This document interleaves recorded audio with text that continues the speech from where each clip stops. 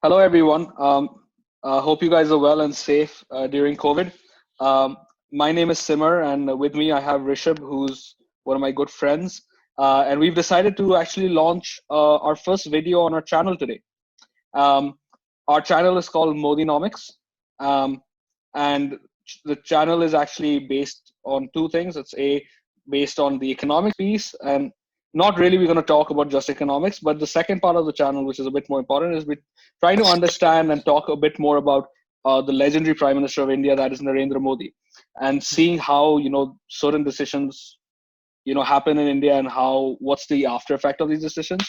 What are some of the things that we are curious about? The kind of governance over there that maybe people in the world don't have much clue about. But before we sort of dive into today's episode, I would want to take this time to actually introduce myself and Rishabh. So Rishabh, why don't you give an introduction first? Hello, everyone. My name is Rishabh. I was born and brought up in New Delhi. I lived there for 27 years before I moved to Toronto, Canada.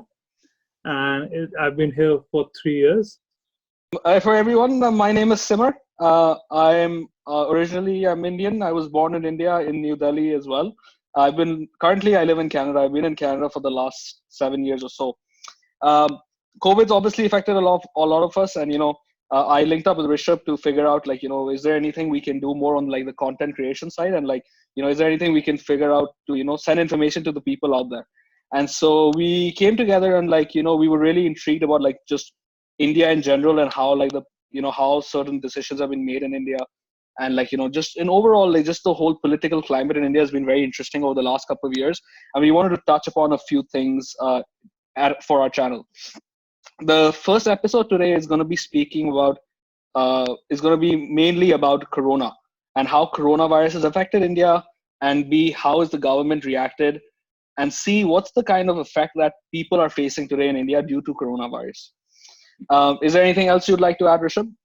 We're just here to show the current scenario that is in the country, how the COVID-19 spread, what's going on, what the government did, what the people are doing. So it's basically how it impacted the country and how the country is handling it.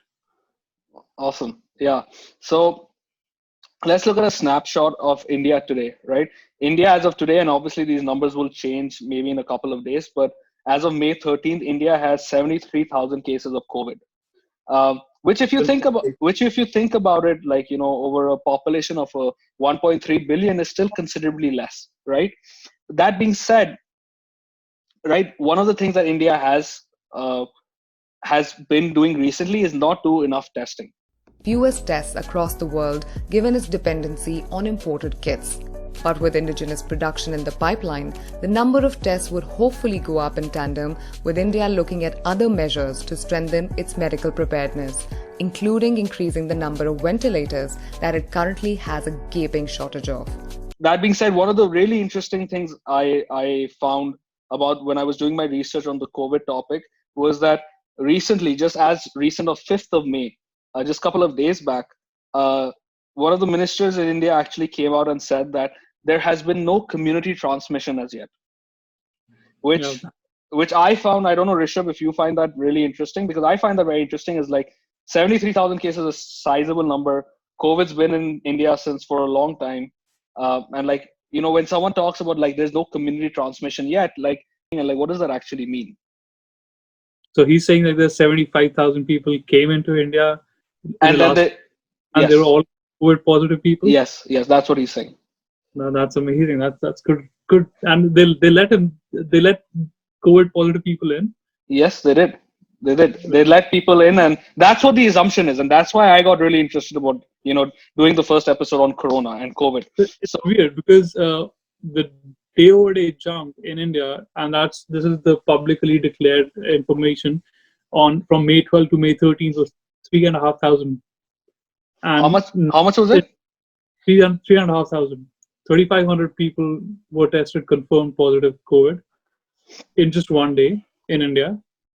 And given the fact that international flights are not working anymore, how do they justify that statement? I'm with you, Rishabh. I don't know how they justify it.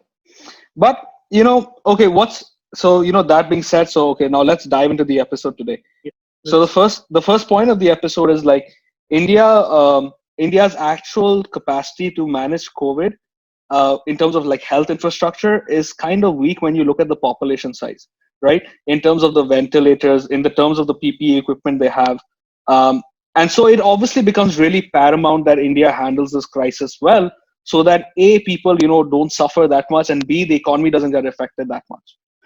Health infrastructure in India is not the best in the world, and given the population size, it is actually really crazy. But before we actually look into this, when was the first case, and when did this COVID spread start in India? Simon? So the first case actually was on the 30th of Jan.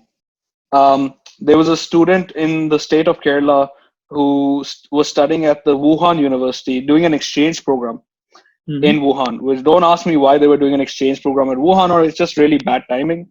And so they were doing an exchange program in India, and they came back to Kerala, and they were tested. They were found positive, and that's where it started from. Kerala Okay, Rishabh. I'm not sure if you've been to Kerala. I've not now, No.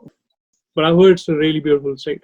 Yeah, it's a very beautiful state. It's a very smart state. A lot of smart people also over there. And so once that happened, um, the actual official lockdown was announced, Rishabh. I believe it was the 25th of March. Yes, the 25th of March, the lockdown. Yes, Right. So between the 30th of Jan and the 25th of March, we're looking at approximately almost 2 months, yes. right? Which is a long time. Which is definitely a long time. But then, Rishabh, something else happened. Uh, I think we India got a visitor. Friends, I present to you my friend, India's friend, the President of the United States of America, Mr. Donald Trump. Namaste, Trump. Namaste, Trump. Tell our audiences about the event, about the 2-day tour. yeah, the 2-day tour seemed like he was there for like a whole week because he covered a lot of things to actually see in India. And why we are including the point in this whole episode is that the event took place in a state called Gujarat, where there was 500 to 600,000 people attending the event, right? Yeah, Coincidentally, Gujarat is one of the most affected states for COVID today. The event took place for Trump to come in was on the 24th of Feb. And at that time it was like really crazy because Modi really loves like sort of getting flexing the muscles and like it's showing like a good picture about India to Donald Trump, and Donald Trump is like always being like wow Modi, and like he's going namaste all the time. yeah, But the interesting thing is like the state where the event took place has seen a lot of casualties for COVID uh, over the last couple of months.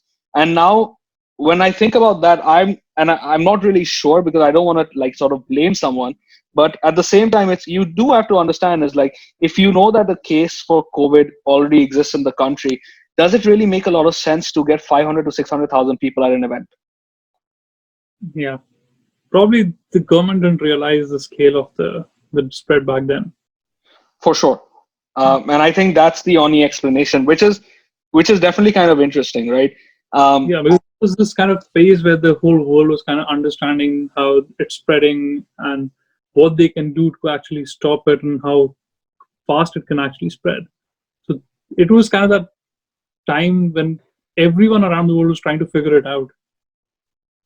And I think in the defense of the government, they actually maybe had already planned it out, right? Yeah, Like it's not like I've called you home for dinner and I was like, okay, Rishabh, COVID is there, so we're gonna be quarantined at home, so don't come home. yeah, absolutely. And Like, I believe the preparations would have begun a couple of months before even he yeah, planned. yeah, for sure. But it is interesting though. It is interesting, right? Like maybe if a government is a bit more responsive, maybe Because at the end of the day, Donald Trump wasn't affected by this whole thing. It's the people who went at the event that got affected. सारे खर्चे इसमें दीवार में निकालते तो हमारी झुप्पड़पट्टी अच्छी बनाओ और हमारे को कोई ना कोई व्यवस्था करके दो, हमारे गरीब इंसान को छुपा क्यों देते? Yes, and just a small piece of fact here. 24th of Feb, the total number of confirmed COVID cases across the globe was 80,000. Wow, interesting. But now let's touch upon a bit on the actual lockdown as like a second point, right?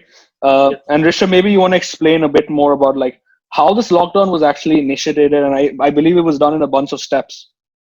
Yeah, so the first part of the lockdown, I think the travel version was called the Janta Curfew. ये है जनता curfew. जनता curfew यानी जनता के लिए जनता द्वारा खुद पर लगाया गया Janta curfew. Curfew basically means people staying indoors. And he tried this out on the 22nd of March. That was a Sunday. He gave a couple of days notice to people saying and urging them to stay indoors from 7 a.m. in the morning till 9 p.m. in the night. And he also asked people to step out of their houses, just to step out at the door or maybe at the balconies and clap or make some sort of noise in order to show their respect and support to the healthcare workers who were fighting the COVID battle for us. And that was the first day where he actually asked people to stay indoors. And sooner than anyone would have expected, on the 24th of March, 8 p.m., that's his favorite time, I guess, he declared the lockdown 1.0. And he gave 4 hours notice for the whole country for a 21-day lockdown. And as anyone would have imagined it led to a massive chaos at grocery stores, at medical stores, because the country was going to be shut down for 21 days. Right. One of the things, the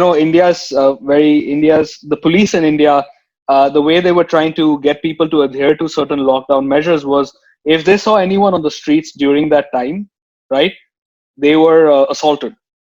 Either they weren't assaulted, like in some cases the assaults were bad, but in some cases the assaults were like, just they use their stick to just hit people, once in a while, right? Like, like what are you doing on the streets? Go back home. In India, it's kind of hard to implement a law. So India has never seen something like this happen ever. Right. So I think the whole world hasn't seen something like this ever. But right. Asking people to stay indoors for 21 days and indoors means strictly indoors is really hard. And there were people who were actually flouting the laws and coming out for unnecessary reasons. Right. So that's where the police has to step up their game and make sure that people stay indoors. Right. And yeah, I think that's like an old school way of just doing things, right? Because you have so many people to control. Yes. And so many people to lock down. The unfortunate thing that came out of the lockdown, and so Rishabh, firstly, there are 2 points out of this lockdown. The first point, which I found really weird, and you've touched upon it, is like a 4-hour notice, right? Like if I'm trying to like go to someone's house, or if I want to invite someone's house, right, I'm going to make sure that I give them at least a 12-day notice, a 14-day notice, 10-day notice, a week's notice, right? Giving a country 4 hours notice to do a lockdown is kind of ironic and very funny when you've just given them 4 days of notice to come out their balconies and to bang their utensils. I just wish that people actually had a better notice period for the lockdown itself. But Rishabh, what do you have to say on this? The thing is, the situation was developing way too fast for the government to actually control. I imagine when they introduced Janta Curfew, things were better, and they would have thought that they had more time on their hand, but they didn't. And I think waiting any longer would have only made things worse. No, I agree, but I think one of the things I would like to add on that, and I agree, I think at some point like they had to do the lockdown, right? Yeah. Work around the dates. You don't have to like go in that same structure, right? Like that's the date. It's just that because because like you said, right, to implement a lockdown in India is not easy, right? It's not easy because there are all kinds of stakeholders you got to sort of consider in the process, right?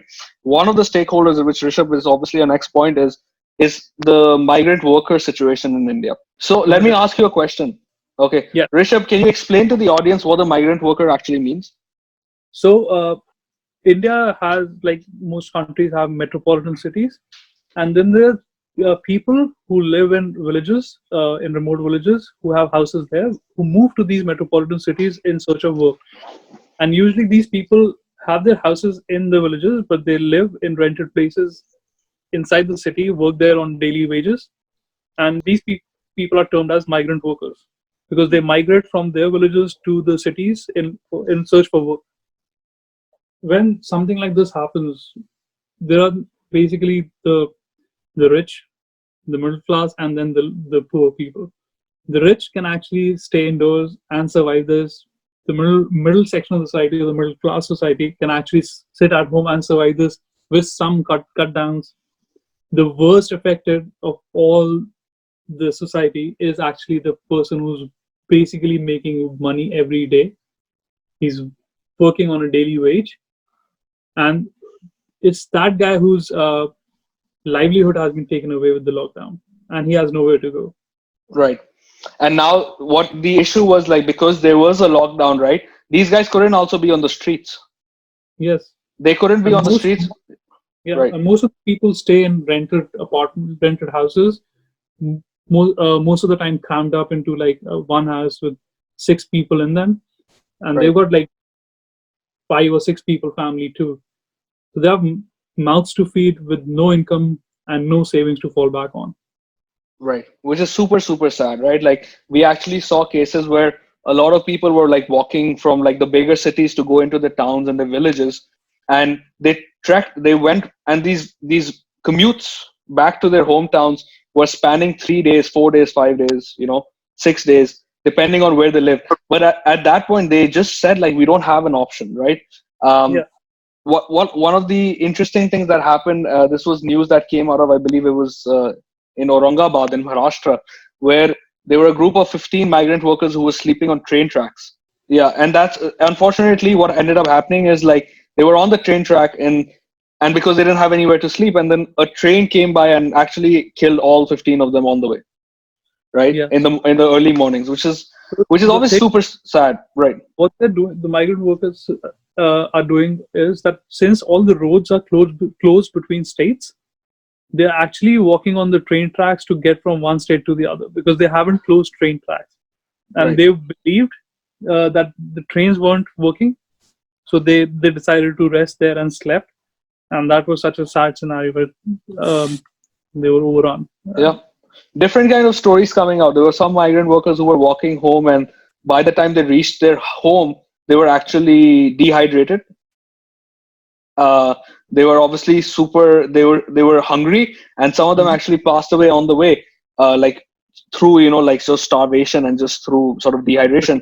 And there were some migrant workers who were walking home, and they were walking on roads and stuff, and they were just hit by other cars on the way, right? Which is like casualties that will happen when you make a trek of obviously 200, 300, 400 kilometers, whatever that sort of trek looks like. But it's pretty sad, right? Like, and I think within, I'm not saying that providing a lockdown with a more higher day notice would help solve this problem, because the workers would still exist, right? Yeah. They would still have to go back home at some point, right? And but that being said, right, when you take a decision into mind, it's obviously it's a bit difficult to see, like, there's just a whole segment of people, and where this is where we consider ourselves very fortunate. There's a whole segment of people that are just not considered for.